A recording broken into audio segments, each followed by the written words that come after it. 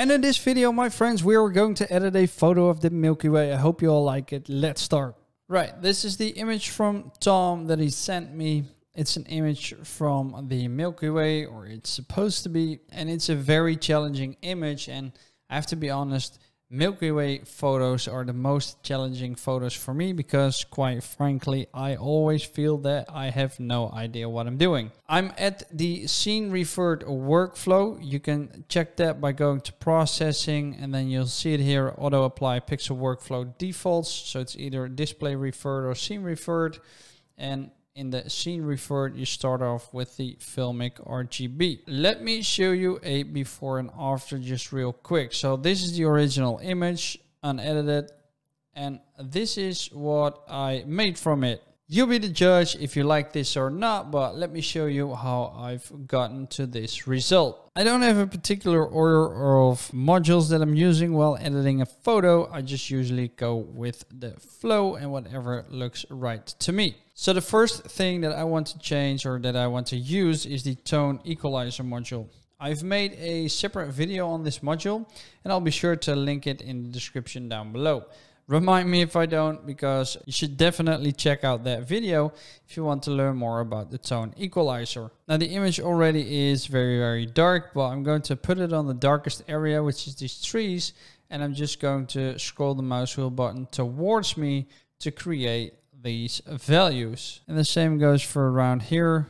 This is how I'm going to make it look. Now this looks very dark, but trust me, I'll change some things in a minute and then we'll have this beautiful result. So moving on to the exposure module, and that's pretty funny because it hasn't been added just yet. So I want to lighten up the entire image, and I'm going to do that by half a stop to make sure that we get some details back. And while we're at it, I want to create another instance because I'm now going to make sure that I'm going to mask out the Milky Way, which is hardly noticeable here, but trust me, we'll get it back. I'm going to use this symbol drawn mask, and in this case, I'm going to use a brush. Now, what you can do is you can use an ellipse, which you can place around here.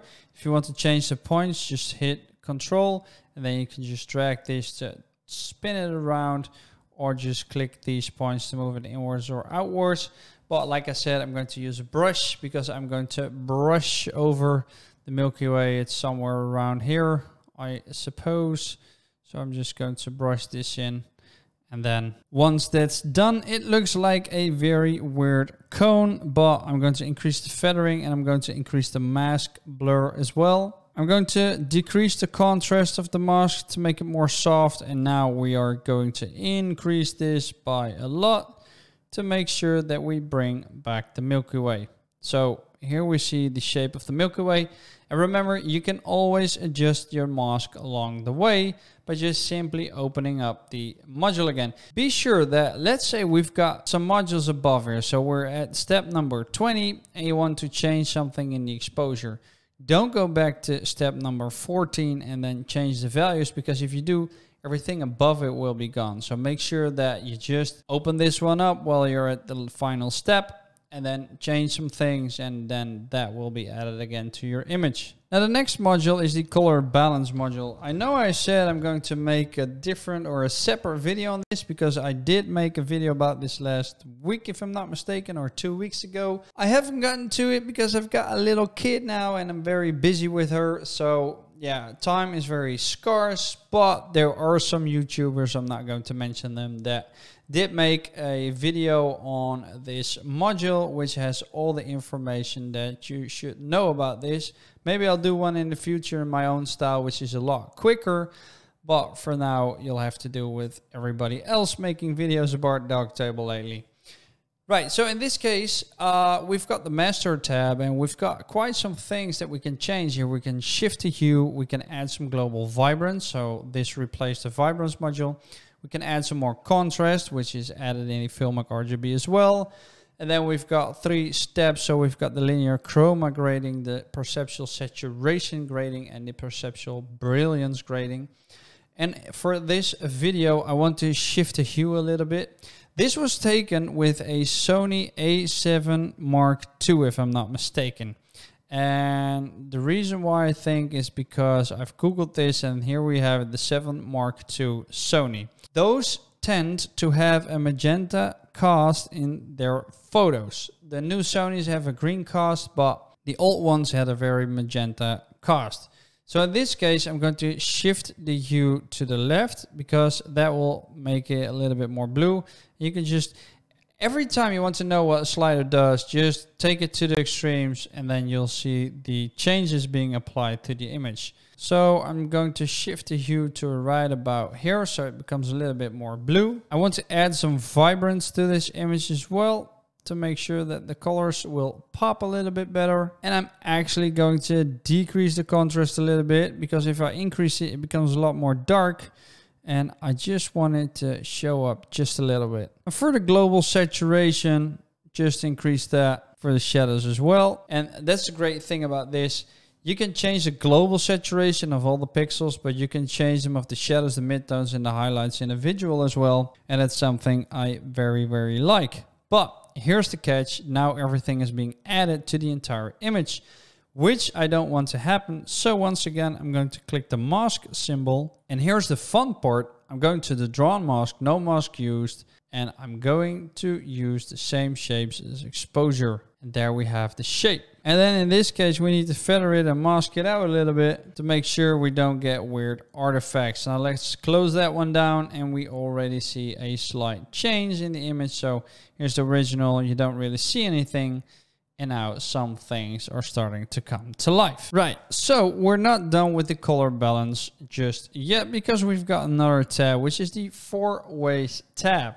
Now you can offset the luminance globally of the entire image. You can darken it and you can increase it, but don't forget we're using a mask right now. So in this case, I'm just going to increase it. And here's the fun part. I always thought that the Milky Way had a lot of magenta in it. So in this case, I'm going to change the hue from the shadows and the hue from the highlights.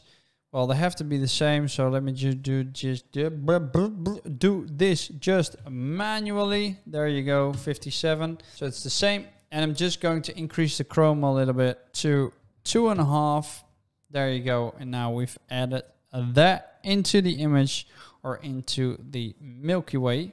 And I want the highlights gain to be up as well, because we've got some highlights within the Milky Way. Now the next module is a module you haven't seen me use for quite some while, which is the local contrast module. And everything I'm going to do within the mask. So I'm going to use the same mask over and over and over again. And I'm going to feather and mask it out, just like I did with all the other modules. And the local contrast module is a fairly straightforward module, because it adds contrast, and you can choose to add them in the highlight, shadows, and the midtone range as well. So you can diversify it. And in this case, I'm going to do that by filling in these values manually. And some might say that, Rico, you're not explaining to me why you're adding these values that you're filling in right now. But for the sake of time, I'm using these because I think they look the best for this area right here and the picture that I'm editing right now. So same goes for you. Just try everything out to see what works for you, but just know that this will add some great contrast to your image. Now I do see the edges of the mask here. I'm not very content with that. So I'm just going to decrease the mask contrast so that it gets softened a little bit. And I might even change the mask just a little bit later on. But for now, I'm going to keep this as is. And here's the fun part. When you're using the Scene Refer workflow, you've got all these things added into Darktable. And one of the first things that's been added to this image is its white balance. But guess what? I'm going to change the white balance manually, because I want to change some values and to make sure that the image will look a lot better. All right, so I'm a pretty big idiot because I'm working with the Scene Referred workflow, and there's a different way to change the white balance, which is using the color correction module. This way still works, but like I said, you can use the color correction module as well. I'll probably go into detail somewhere next week. Now, this will allow you to change the temperature and the tint. And in this case, I'm going to change this to around 3450 Kelvin. And after that, I'm going to change the tint as well, because I don't really like how that looks. And there you go. So we've got some blues and now we've got some purples over here. The only downside is that you can't really add any masks to the white balance module. So I can't change it to just make it sure that it happens here. But we'll just have to work with it. And you see that there's a slight difference in color and there's a slight difference in how this image looks. But don't worry, we're going to fix that. Because the next step is the tone curve module. And in this case, or in the astrophotography case, I want the tone curve, there you go. I want the midtones to be up. I'm going to bring the highlights down a little bit, but I'm also going to bring the shadows down a little bit to make sure we have the right areas popping in this image. Now, if we look at the before and after, we see that this is way too blue and I don't like the mask. It's not the same. So let me just change that real quick. First, I want the exposure module, which I've used to create the mask. And I want to show the mask. So if you want to change anything within the mask, just click this symbol and that will show you the mask as you've made it. So I'm going to delete that mask and here's the image. And I'm going to create a new brush area or brush path to make sure that we do get the right one, which is also one of the learning messages of this video, that you can always go back and do something again, or renew something, or try something else out to make sure that you do the right thing. So this mask already looks a lot better. It's nearly the same, but I don't like how these colors are, so we need to change that as well. So I'm going back to the color balance RGB one, and I'm going to see if I can change some values in the hue. So in this case, I'm going to increase this, and I'm going to increase the hue here as well. So it's coming together quite nicely. Let's go back to the Filmic RGB as well. And let's increase the relative white exposure. There you go. And let's decrease the black relative exposure a little bit. And I want to denoise the image as well. And we've got an Astrophoto denoise for that, which does everything automatically. So you don't have to do anything, which is very, very convenient. Now, this is a lot more blue than this image, but I am going to increase the feathering radius and the mask blur of the image because I didn't like how that looked. So that looks a lot better. It looks a lot more natural. And this is a very hard image to edit. I've always had troubles editing an astrophotography image. It also depends on how the image was taken and the result of the image. But let me know in the comment section down below how you like this and what you would have changed to make this image look better than I did.